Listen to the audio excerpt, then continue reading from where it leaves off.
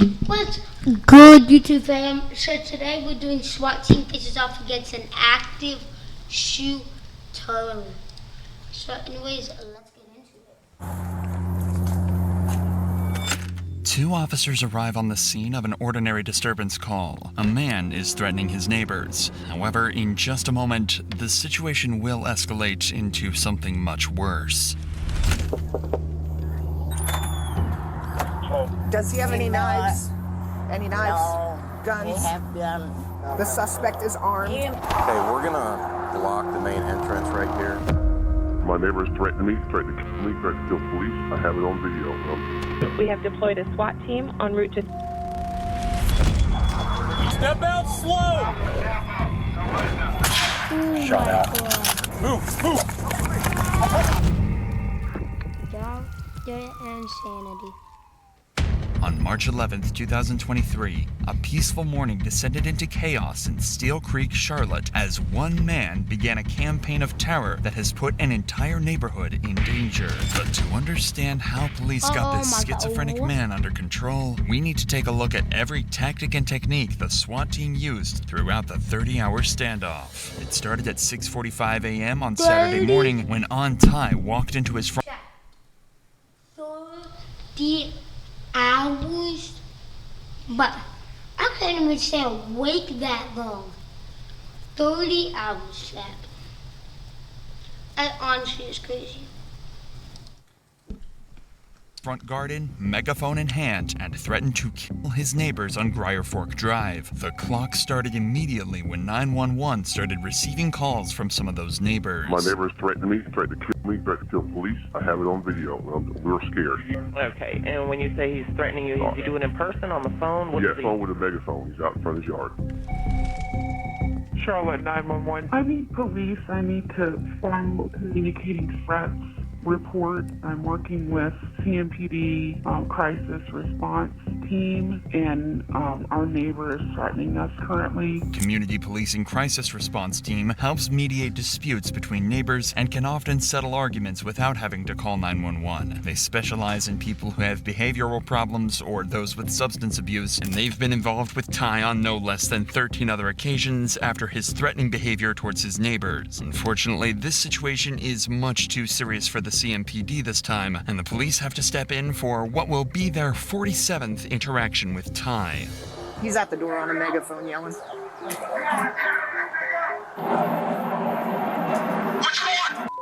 Here we go.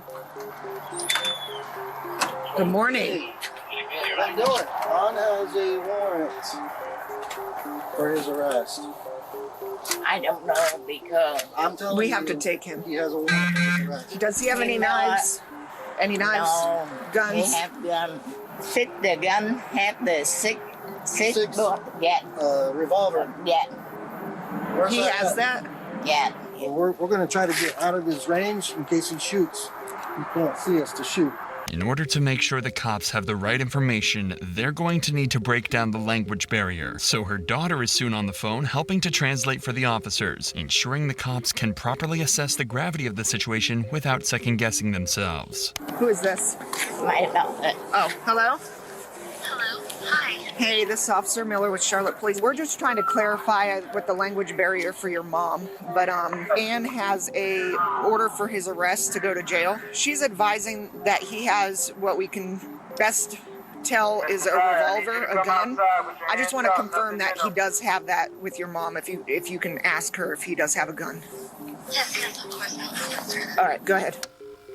So she says that he does have a revolver in his room somewhere. Does he have bullets in the revolver? Is it loaded? Yes, she said it's loaded. She was trying to explain another possible weapon, and I couldn't understand what she was saying. So can you ask her if he has any other weapons? That he has a baseball bat in this room. And what kind of dog does he have? There's two dogs in there, like a medium-sized dog, and the other one is like a small. Now the cops have a much better picture of what they're facing. They know that Ty has a gun and it's loaded. They suspect he has a dog in there with him, and although the mother claims it won't bite, these cops can't take any chances. Ty also has a warrant out for his arrest for communicating threats in another incident, making this a criminal barricade. The difference between a criminal barricade and a non-criminal barricade is simple. A non-criminal barricade usually means a suspect isn't wanted for a crime and is often a case of a suicidal suspect. A criminal barricade means the suspect is wanted for a crime, is a possible danger to others, and needs a drastically different approach. These cops don't have access to the resources this kind of response will need, and SWAT is called in to take over this standoff. SWAT has an arsenal of armored vehicles at their disposal, as well as riot shields, expert negotiators, and specific training to deal with this exact kind of situation. But just because SWAT has been called doesn't mean the negotiations stop there, as police continue to try and convince Ty to hand himself in while they wait for the team to arrive. Mr. Ty, it's the Charlotte-Mecklenburg Police Department.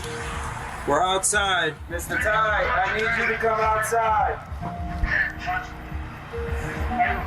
We're not going anywhere. We need you to step outside with your hands up. Ty already has a warrant out for his arrest for communicating threats in another incident, and police know he's highly strung, potentially violent, and extremely unpredictable. If they're going to talk him out of the house, they're going to have to convince him there's no danger. It would help me understand this a lot better if we were talking face to face.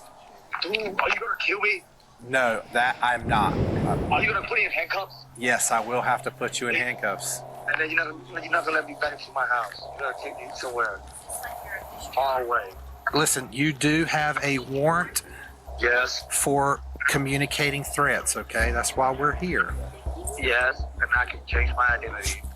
We have to serve that warrant, okay? That's just me. My name is King Ty. I'm not in the business of lying, okay? I don't want to lie to you. I don't want to steer you in the wrong direction, all right? The trouble that you're in is very minor, okay? It's not a big deal. By reassuring him that he won't be hurt if he surrenders, the negotiator can try to prevent the situation escalating, or even turning violent. During negotiations like these, police will try to de-escalate the situation and keep the suspect as calm as possible. But in this case, Ty seems so unhinged that there's no way they can make him see reason. If things deteriorate any further, it's possible Ty might make good on his threats, and this situation could turn deadly. Nobody wants to kill you, I promise you that. I do not want to harm you, and no officer out here wants to hurt you. That I can promise you. Take me alive. No matter what you do. You have to. Nobody wants to harm you, and we don't want you to harm yourself, all right? This is war, dude. You took my door. This is not war. Put me in front of everyone, right? No, we do not want you to hurt yourself. It seems peaceful negotiations aren't working, as no matter what the negotiator tries, Ty just won't cooperate. Become very consistent that he will not leave that home. It's just circles, circles, circles, man. Like it always circles back around to I'm gonna kill myself or you're gonna kill me, period. I'm not coming out of this house. I'm gonna die today. With Ty armed, barricaded in his house, and threatening to kill people, the police need to keep him calm and de-escalate the situation until backup arrives. Shortly afterwards, the SWAT team finally arrives at the scene to bring this standoff to an end. Hey, get your people ready to have a plan. Do you want me to try to push the robot up, see if I can get over stuff? The SWAT team finally at the scene, they can get a better look at their surroundings by sending in robots and drones. But they first need to find the best place to gain entry into the house, which in this case is right through the front door. 06-2539. Well, I will call you. I just need you to answer your phone.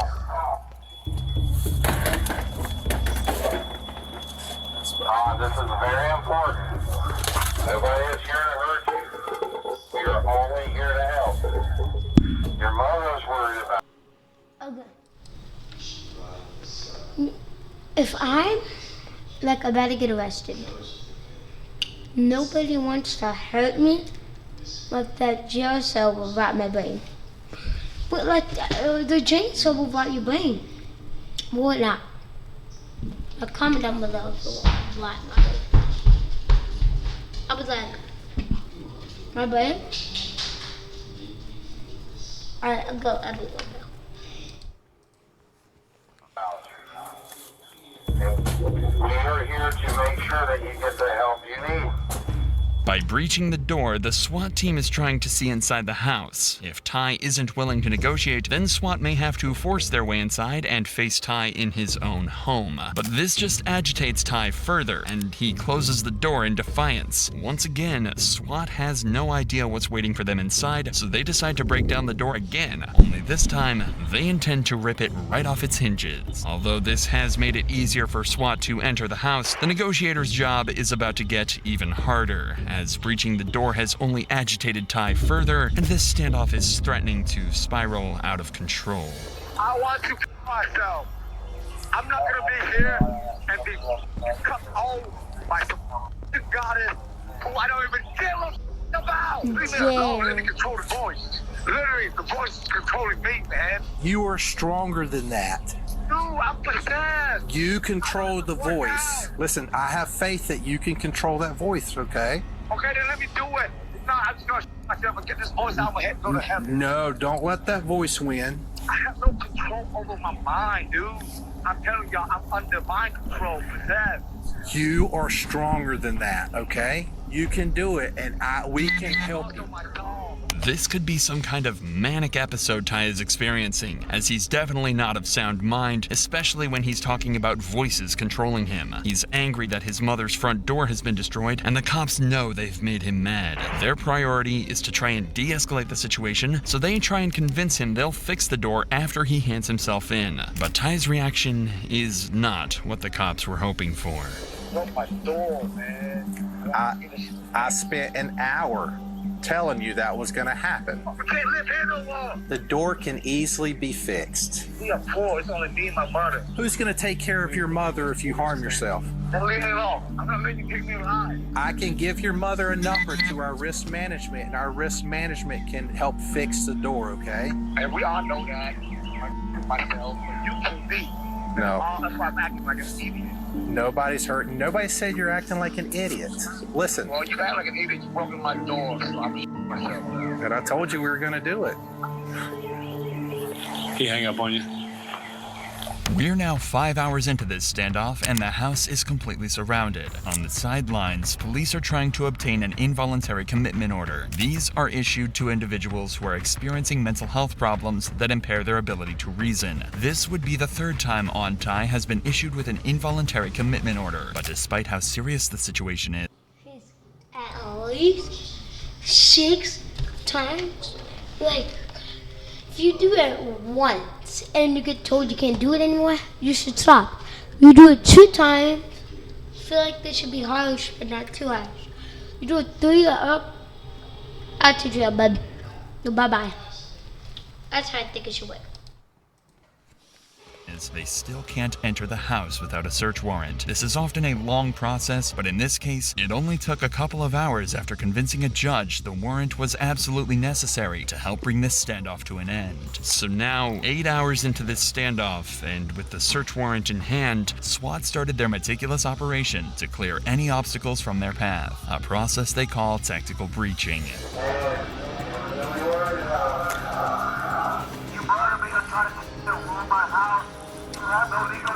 Tactical breaching is more than just breaking down windows and doors, as it allows easy access to the house and allows police to see inside the house. But it's still not safe for the officers to enter the house, as Ty is still hiding and armed with a gun. There's only one way to see inside the house without putting lives at risk, by using the latest technology to their advantage, like drones and robots. Alright, well, we're sending a robot in up the steps if we can.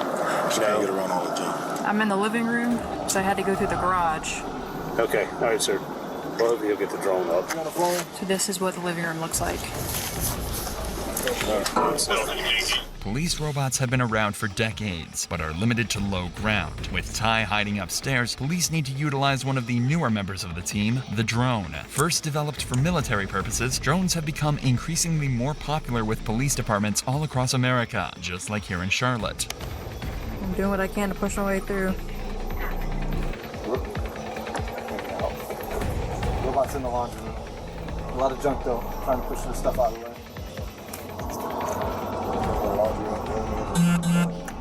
Where is it? She's got to go all the way around. Drones can reach places people can't and give police a bird's eye view of the upstairs of the house without a single officer being put in harm's way. It also shows how quickly a situation can go from quiet to dangerous in the blink of an eye. I could try to push it through the front door, but I can't promise anything. That drone has just been destroyed, but now police know exactly which room he's hiding out in. After a second drone is destroyed, Ty suddenly appears at the front door of the house and he's armed with a handgun. What he might not realize is he's in the targets of several sharpshooters who are scattered around the area with various views of the house, ready to fire if Ty presents a threat to them, their fellow officers, or anyone else in the area. He's trying to put the door back up, it looks like. Gun in his left hand. Shot out. Shot out. He went back up the steps. That was just a warning shot, after one of the sharpshooters perceived Ty to be a genuine threat. But the warning shot did its job, and Ty retreated back into the house. After he returned upstairs, he called 911, initially claiming he'd been shot. It turns out he was lying, but during the same call, he told police he was no longer on Ty and had become Lucifer. Charlotte 911. I saw the police shot a person because he was holding a gun and pointing at the police. And the police shot him. He's dead. I need to make a police report. Okay, well, where are you at so we can make that report? I'm in heaven. Oh, okay. I'm a go. Yes, my name is Lucifer. This was one of 4 different personalities he's taken on over the course of this standoff, and in order to keep him talking, police will play along and call him Lucifer. But any hopes that they have of ending this standoff before nightfall are slipping away as negotiations come to a standstill. This is Lucifer. Can I help you? Lucifer? Yeah. This is Hong. Are you okay? I know you are. Yeah, I'm an angel of God. Okay. I want to help you, Lucifer. Lucifer, where are you? My name's the living God. Right. He's dead. He went upstairs and called you for help. Ty may be in need of the kind of medical help that these cops can't give him, but that doesn't make the situation any less dangerous. It's now 10 hours into this standoff, and the tactical breaching continues. 2 vehicles in the driveway are removed to prevent the suspect from making a quick getaway, and more windows are breached around the house as the standoff goes into the night, where Ty continues with his bizarre exchanges with negotiators. Take order, hand up now. I'm telling you, I'm an anarchist. I don't demand nothing but to leave. Get out of my house. I don't need it to leave. Stop talking to me. Okay? I don't talk to the police. Yeah, stand by. Get the window open, kind of looking out towards my direction. On the medical.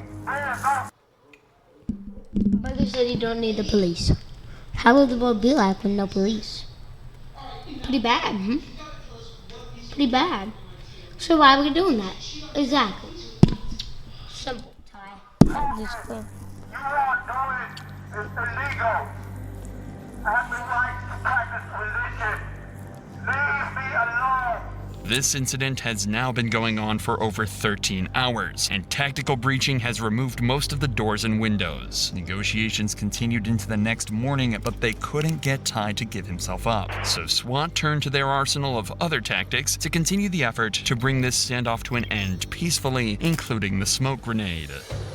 All right, you ready? All right. Move.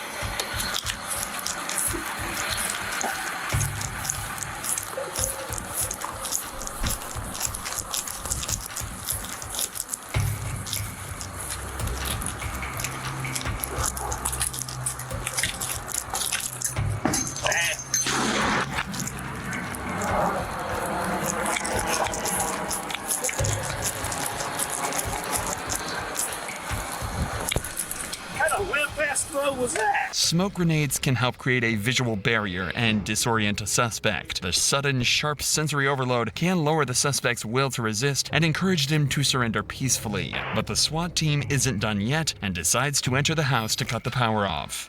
All right, good? Yep. All right, move, Shell.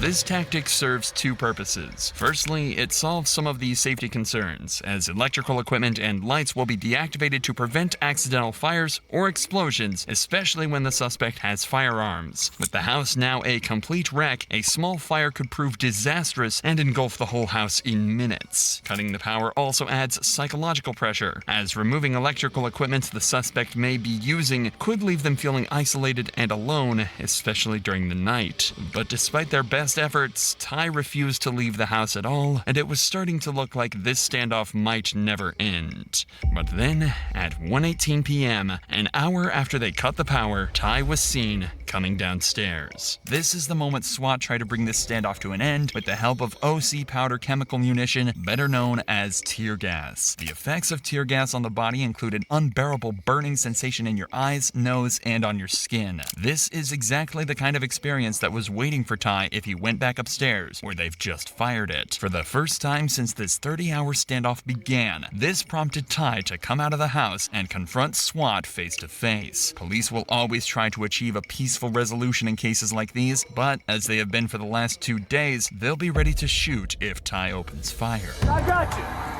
you, I promise. You're good, come on. Yeah, stay on the phone. You can stay on the phone, come to us, come on. No, come on, you're good. Come on. Come on, sir, I got you, come on to me. Just be careful, you're good, come on. Yep, yeah, come on, you keep walking, you're good. Bring the dog with you. Come on. Oh, we're not, brother, come on. Yeah, your dog's good, come on. Okay, yep. Hey, I'll take over verbal so you can make a call on the other side. Keep coming to us. We're not going to shoot you. You keep coming to us. You're doing good. You're fine. Keep walking towards us. Keep your hands ready. You're good. You're good. We see your dog. We see your phone. You're good, Auntie. Keep walking towards us, brother. You're doing good. Can we move? He's facing away. Bang him and move. Yes. Move. Get on the ground. I'm coming. Don't kill my dog. I'm coming. Don't kill my dog, please. I'm coming. That's why I give you my bag. Don't shoot me. That's the handgun he'd been concealing in his clothing and could have been used at any moment. This is a perfect example of a SWAT team who did everything by the book and achieved their goal of a peaceful arrest. It may have taken 30 hours for this to end, but by choosing the right moment, they brought this neighborhood's ordeal to an end, with only 1 bullet fired and 0 casualties. Well, anyways, chat, that's going to be the end of the video. Hope you all enjoyed. Make sure to check out my recent video here and one of my other videos here. And have a good day. Peace out. I'm going to the wrong camera, man.